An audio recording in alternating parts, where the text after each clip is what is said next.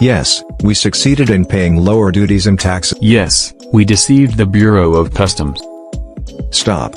Post-clearance audit is a systematic examination of the relevant commercial data, sales, contracts, financial and non-financial records, physical stock, other assets of traders that takes place after customs has released the shipment, which has the goal to assess and raise trader compliance. The record shall be kept within 3 years from the date of final payment of duties and taxes or customs clearance as the case may be, while for those locators, they shall keep the records within 3 years from the date of filing of goods declaration. But who shall keep the records? Here are the entities that are required to keep and maintain the records. First are the importers, the customs brokers, and other parties engaged in customs clearance and processing, as well as the locators.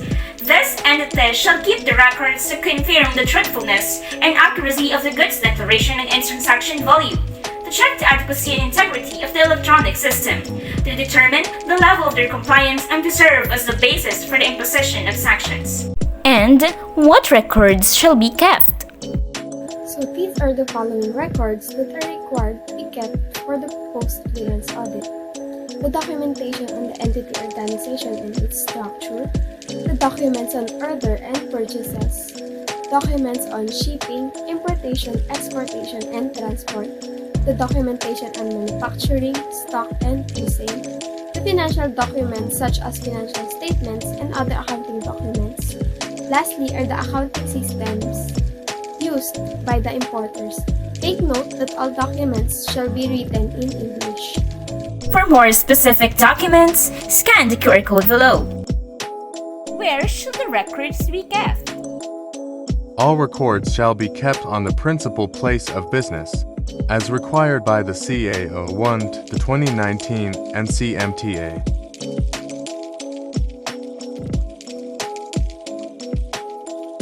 Post-clearance audit group is mandated to conduct post-clearance audit.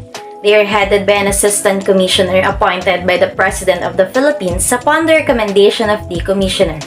They are divided into 2 operating units, the PKIG-TIRAO supported by 2 divisions and the PKIG-CAO supported by 5 divisions, wherein each operating unit shall be headed by a director too.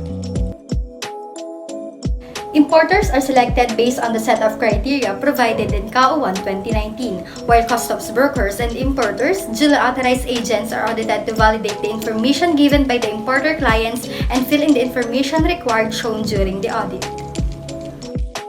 How does post-clearance audit works? And this is how post-clearance audit works, starting when the customs release the cargoes, to conducting risk profiling, until the responsibility of the Bureau to furnish the Department of Finance and Bureau of Internal Revenue a copy of the final audit results.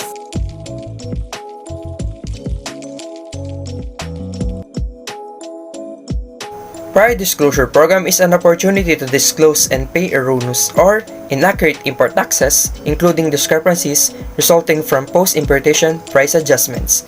This can be availed by the importers who receive and who don't receive an audit notification letter, subject to different conditions.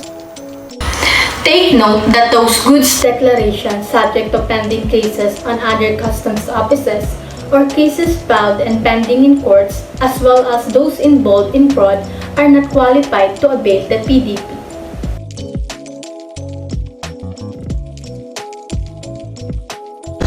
Those importers, customs brokers, or any person involved, as well as the locators who fail to keep the records, refuse to give full access, and fail to pay the correct duties and taxes on imported goods, shall be held liable and subject to different penalties.